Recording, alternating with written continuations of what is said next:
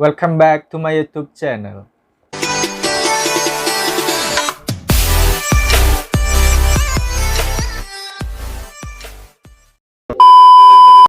Halo guys, Assalamualaikum warahmatullahi wabarakatuh.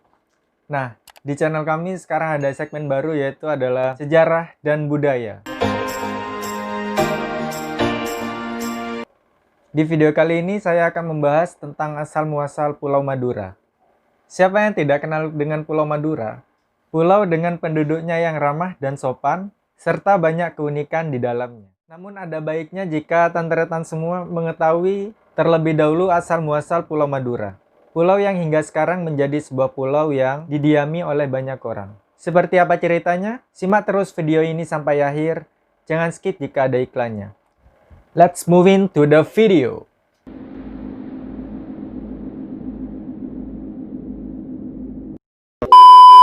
Diceritakan bahwa Pulau Madura ini bermula terlihat oleh pelajar-pelajar pada zaman purbakala sebagai pulau yang terpecah-pecah sehingga merupakan beberapa puncak-puncak tanah yang tinggi dan beberapa tanah datar yang rendah yang apabila air laut surut kelihatan dan apabila air laut pasang tidak kelihatan. Puncak-puncak yang terlihat itu diantaranya yang sekarang disebut Gunung Keker di daerah Kabupaten Bangkalan dan Pegunungan Pajudan di daerah Kabupaten Sumeneb.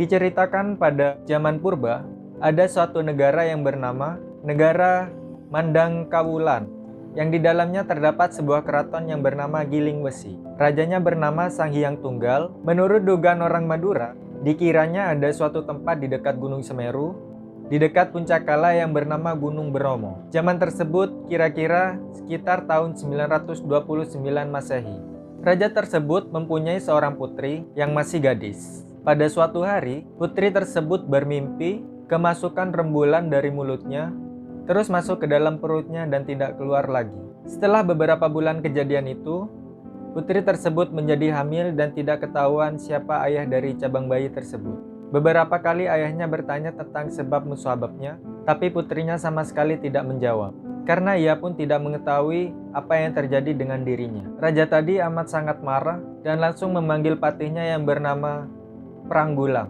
Patih tersebut diperintahkan untuk membunuh putrinya dan membawa kepala putrinya tersebut ke hadapan sang raja.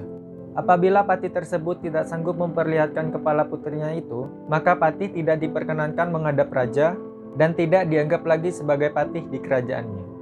Dan singkat cerita, maka berangkatlah sang patih dengan membawa sang putri keluar dari keraton menuju hutan rimba.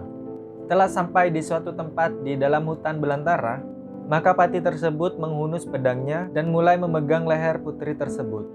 Akan tetapi, hampir pedang tersebut menyentuh lehernya, pedang tersebut jatuh ke tanah.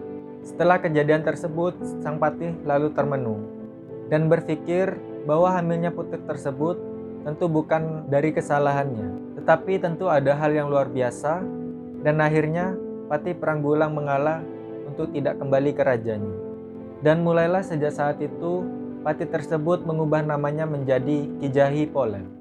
Poleng yang arti dari bahasa Madura yaitu kain tenun Madura. Dan ia merubah penampilannya memakai baju dan ikat kepala dari kain poleng.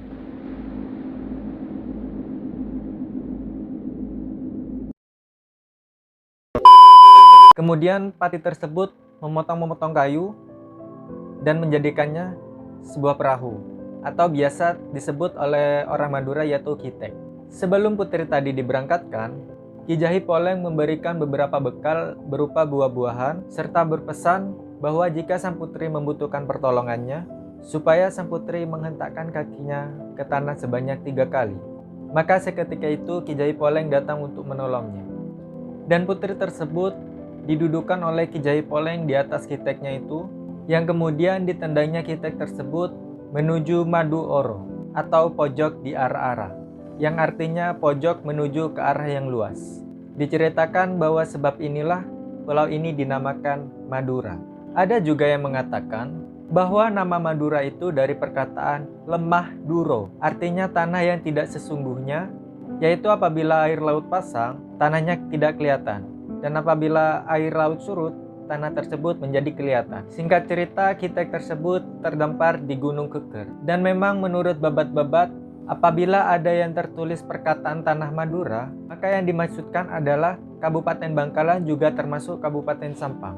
Sedangkan apabila ada yang menyebutkan daerah di sebelah timur dari daerah-daerah tersebut, maka dimaksudkan adalah Kabupaten Sumeneb atau Sumekar dan dituliskannya Pamekasan.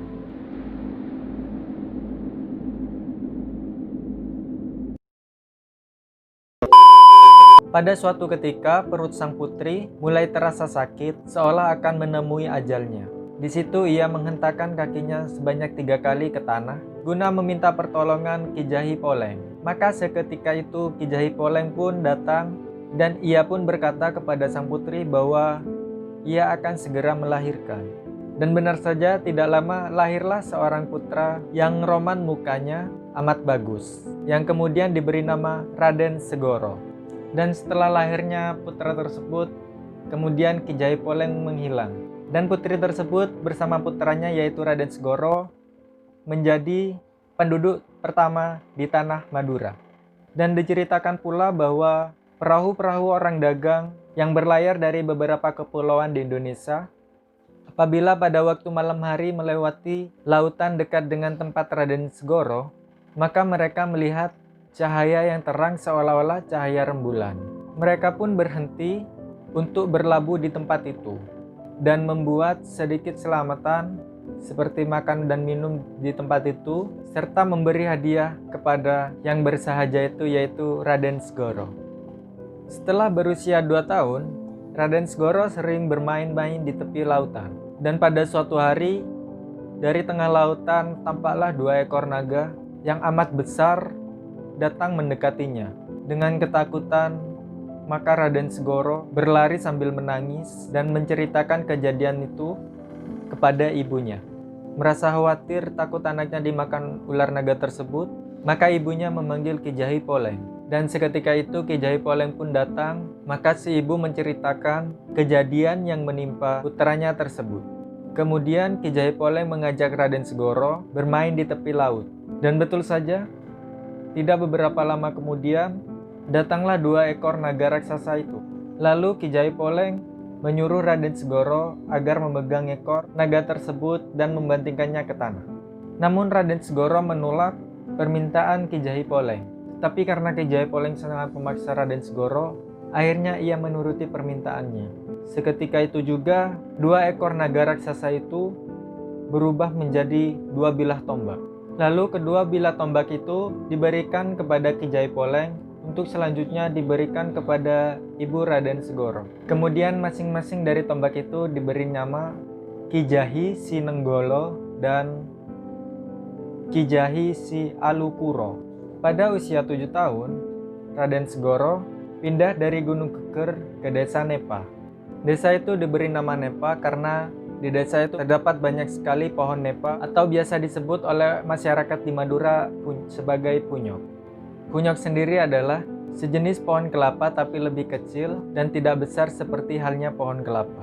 Dan daunnya biasa dibuat atap rumah. Desa tersebut berada di daerah Ketapang, Kabupaten Sampang, di pantai sebelah utara, dan hingga sekarang masih terdapat banyak hewan kera di sana. Pada suatu ketika, negara Mendang Kaulan kedatangan musuh dari Cina. Di dalam peperangan tersebut, Raja Mendang Kaulan berkali-kali kalah, sehingga rakyatnya hampir habis dibunuh oleh musuh.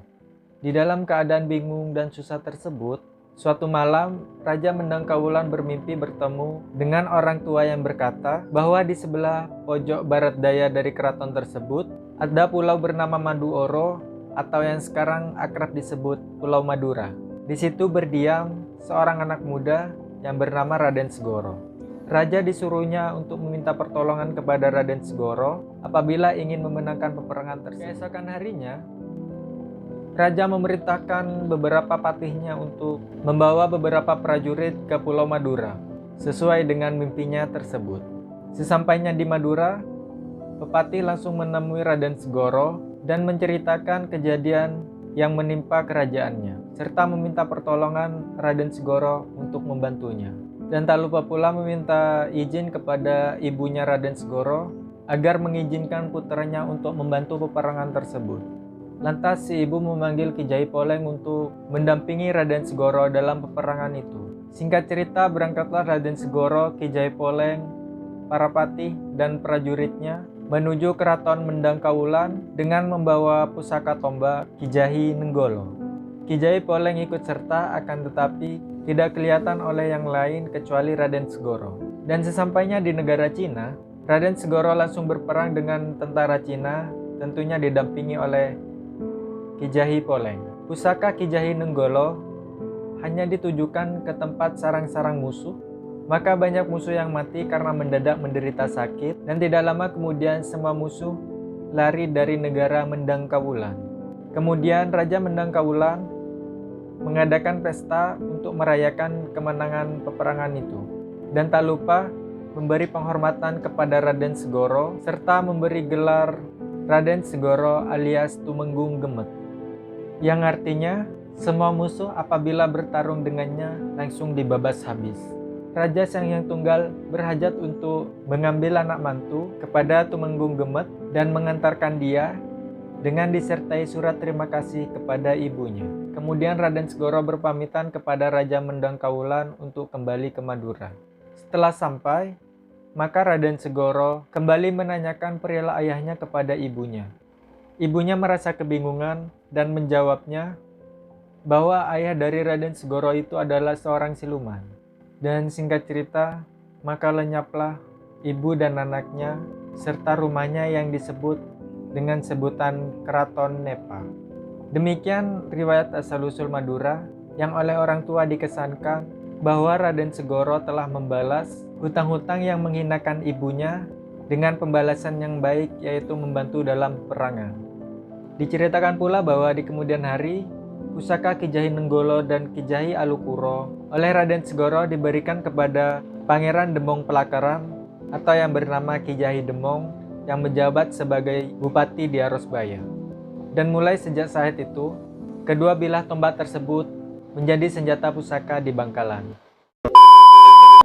Oke guys, itu cerita sedikit tentang tanah kelahiranku, yaitu Pulau Madura. Dan jika ada Tantretan Madura mengetahui informasi tambahan tentang asal-usul Pulau Madura, boleh komen di bawah. Oke Tretan, sekian dulu videonya. Terima kasih sudah menonton, dan nantikan next video dari saya tentang asal-usul daerah lainnya di Indonesia. Kalau kalian suka video ini, tolong kasih jempol dan share ke semua sosial media yang kalian punya.